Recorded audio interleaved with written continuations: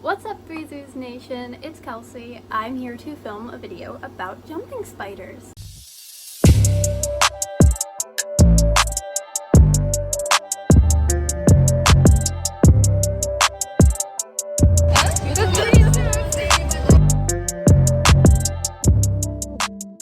So since I made my last video, which I think it's been almost a year now, I've gotten a few pets, I've lost a few pets, so I should probably do an updated Meet All My Pets video. But some of my newer pets are jumping spiders. I have gotten into the spider hobby. I'm not allowed to keep tarantulas, but that's a goal for one day. However, I am currently keeping 14 jumping spiders because I have a problem. So I decided I'd do a care video. When I was doing research, there weren't a ton of videos that I could find on jumping spider care, which makes sense. But I got inspiration from SnakeDiscovery and TarantulaKat. Their videos on jumping spiders have helped me immensely, and I thought I'd make my own just to maybe help someone who wants to get into the jumping spider hobby. So with that, let's begin. Okay, so what I recommend for jumping spiders is a Zilla habitat. We'll put a picture of what it actually is. And I love these things. I got the idea from SnakeDiscovery. I'm totally giving credit, don't worry. It's just an acrylic enclosure and it opens from the front, which is amazing. It easily opens. I say that as it's difficult. And it opens from the front, making it really easy to access your spider. As you can see in my enclosure, I have some cork bark and some fake foliage, and my jumping spider, Chalupa, is all the way back here. He's hiding because I moved his little tank, and he doesn't like when I move it, but I thought I'd show it off. So I currently have 3 of these Zilla habitats. I have found that they work amazing for my jumping spiders. Due to the fact that jumping spiders are more arboreal, they make their nests towards the top of their enclosures. I have had no issues with this enclosure. It's got great ventilation on the sides. It's pretty easy to build, and it's really affordable as well. So I highly recommend using an enclosure like this. It's a great size for a full-size jumping spider. But I would definitely go the extra mile and do all the fun decorating. But you can decorate it pretty much however you want. They're not too picky, and whatever you give them to explore, they'll explore. They are amazing to watch. And actually, Chalupa's molted up here. Now, sometimes you don't have access to just go and get a terrarium like that. So I have a few other ways that you can house a jumping spider. I wouldn't do this housing permanently. This is more of a temporary. So my family, we do takeouts from a local restaurant, and they'll give us salad dressing and stuff. So I take these salad dressing cups and I poke some holes in it, and it makes decent jumping spider, temporary jumping spider enclosures. And I haven't had an issue with this. It can be kind of a pain to, take the lid off and feed them, but I haven't had too many issues. Currently housing a decent amount in these. I've got 3 full-size jumpers that need to get proper enclosures, and they'll be getting those soon. Don't worry, these are just temporary, like I said. And then I use these same kind of containers for my juvenile jumping spiders. That way it's easier to feed them, and mist them makes it a lot easier than just putting them in a giant enclosure. I will say the only issue that I've really discovered with the Zilla habitat is there are some really small gaps where the door opens. And this is a problem because smaller jumping spiders can squeeze out and escape, which you really don't want, especially if they're not wild caught. And I'll get into that in a minute. So I definitely recommend only housing adult jumping spiders in these enclosures. Okay, so now what do I mean by wild caught? So jumping spiders, you can catch them. They're everywhere. Now, in the reptile community, It's pretty frowned upon to take animals from the wild, for good reason, but jumping spiders, it's completely different, and taking one or two isn't that big of a deal. But if you decide to go out and catch your own jumping spider, or you decide to purchase one online, you can find tons of amazing breeders who breed beautiful, amazing, gorgeous jumping spiders. Almost all of my jumping spiders are wild caught. And I just found mine walking around my house and saved them from my cats, so they get to live. So now on to care. You can size up. Jumping spiders can eat bigger prey items. I go for fruit flies and mealworms.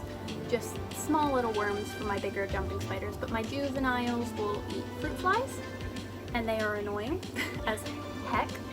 You can find these at your local pet store, and I found one culture jar lasts me about 2 months or so, 2.5 months, depending on the weather and how you store it, because their food will go bad at some point and it smells really bad.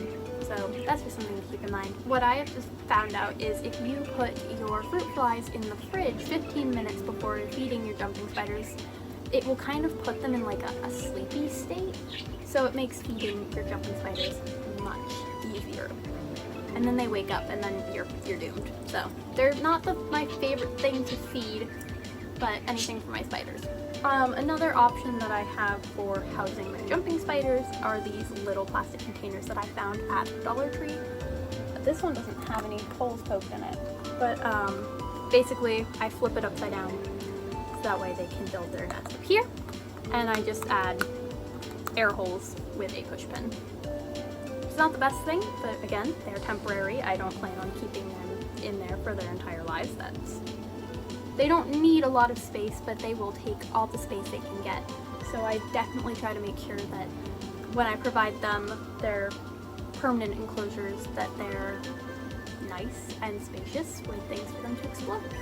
To move jumping spiders around, I use a paintbrush just because it's the least stressful thing to just give them a little poke and then they'll crawl into your hand. If you're handling your jumping spider, be super careful because they're jumping spiders. They can get lost pretty easily. And then here are the mealworms that I feed off. Actually, I should probably get new ones. Maybe I'll offer some of my bigger jumpers some of those today. We'll see. Maybe we can get some feeding shots.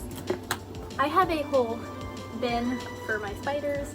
Most of it is just containers. I need to get better containers. I have a magnifying glass. They ask you how you are, and you just have to say that you're fine when you're not really fine.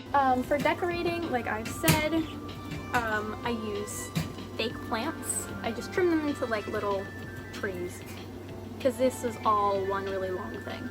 I just trim them to be smaller so my jumping spiders can climb on them a bit easier and I can put them in more places.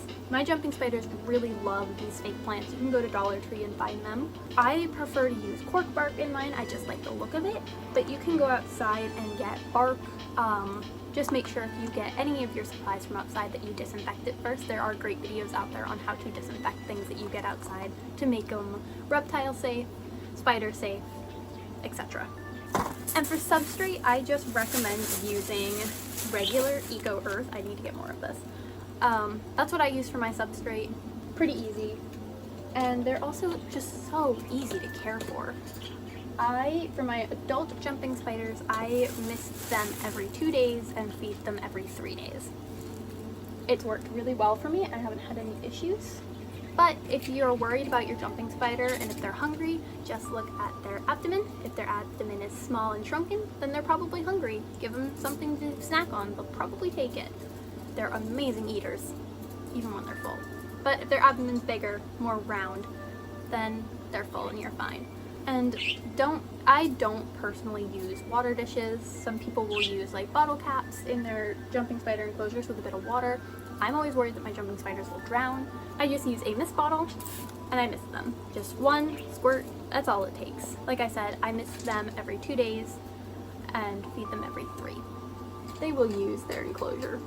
You give them the space, they will use the space. Also, they're not too big. Just want to compare.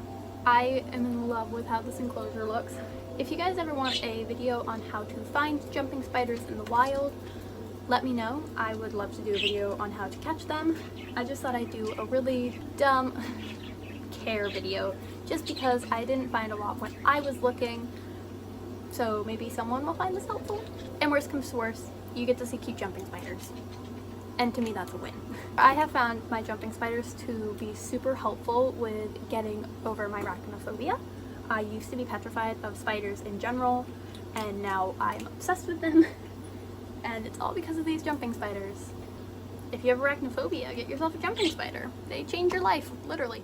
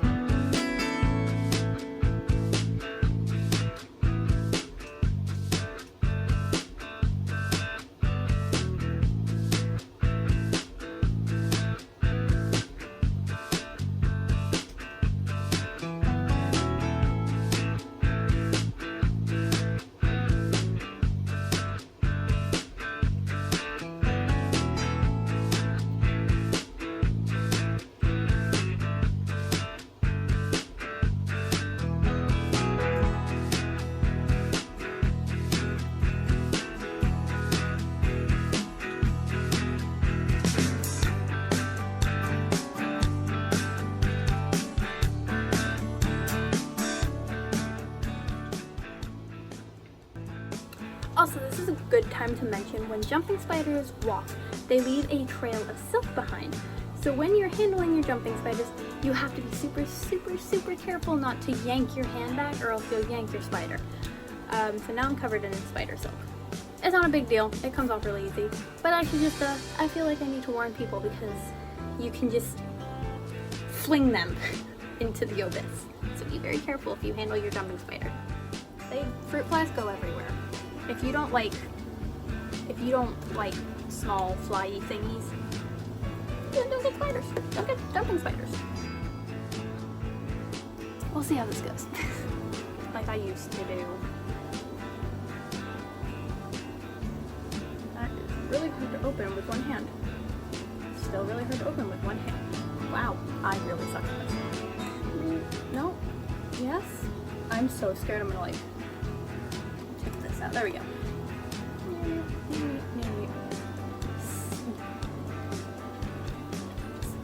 Putting it out there. Ugh, I look so dead.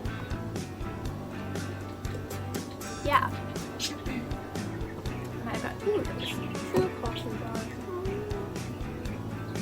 What else do I have that's like exciting? I don't really have anything. I will have to get that.